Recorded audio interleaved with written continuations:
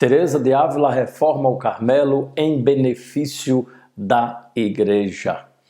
Nós estamos celebrando essa grande santa do Carmelo Descalço.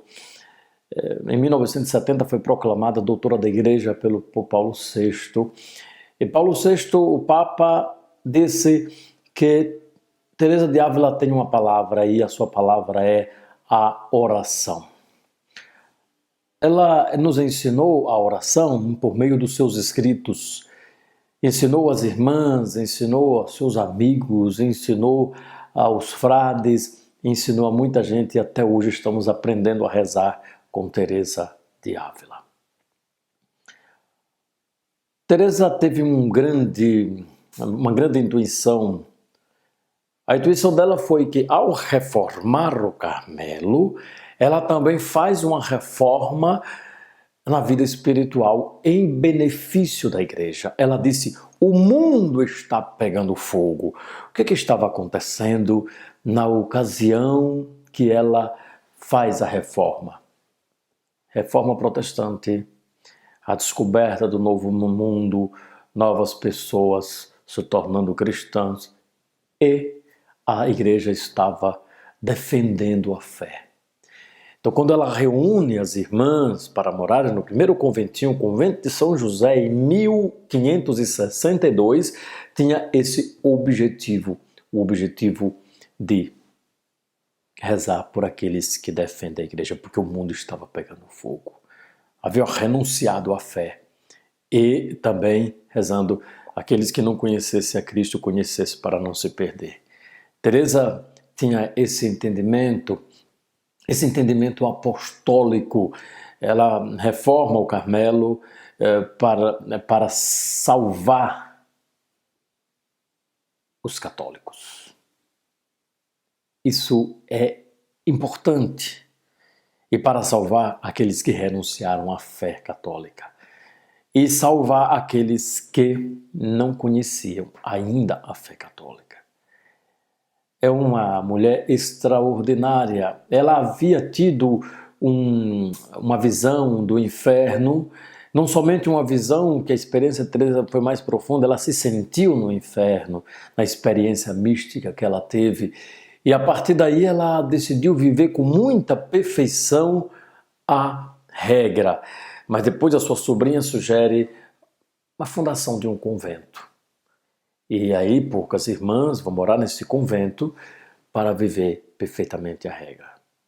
Teresa faz uma reforma a partir da espiritualidade. Qual é a reforma? Não se pode ter uma vida espiritual paralela à sua vida normal. A vida espiritual, ela se dá na vida normal, dentro da vida normal, com a vida normal. Não são coisas paralelas. Teresa não separa, une. E a reforma do Carmelo, ela se dá pela reforma da vida espiritual. Qual? Ela diz, olha, para rezar, nós precisamos de uma base da oração. E essa base será o termômetro vamos dizer, da sua vida de progressão espiritual. Qual? Qual a base? A base é amar umas às outras. É somente pelo amor que nós vamos medindo a vida espiritual de alguém. Teresa de Ávila. Depois, a humildade. Ela diz que a humildade é caminhar na verdade. Caminhar na verdade de si mesmo e caminhar na verdade da comunidade. Como se a comunidade não estiver andando bem, tem que se deixar iluminar pelo Espírito de Deus para se perceber que não está andando bem e assim endireitar os caminhos. E também ela fala do desapego. Desapegar-se à época era muito forte a honra. Então uma irmã poderia se sentir mais importante do que as outras.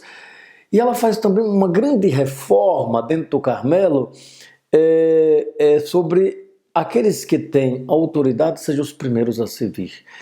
Teresa, ela faz com que o Carmelo transpareça o Evangelho. O Evangelho.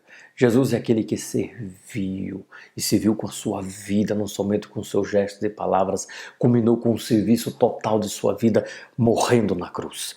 Teresa de Ávila será incansável na reforma do Carmelo, melhor dizer, na fundação de novos conventos em benefício da igreja.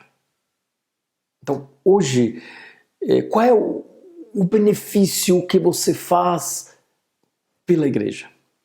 Pela igreja. Assim como naquele tempo que Santa Teresa disse o mundo está pegando fogo, nós podemos voltar a dizer o mundo está pegando fogo. A exemplo de Teresa de Ávila, o que fazer? Eu sempre digo, meus irmãos, minhas irmãs, que a salvação se dá pela espiritualidade. Uma reforma se dá reformando a própria vida, o modo de ser, o modo de pensar.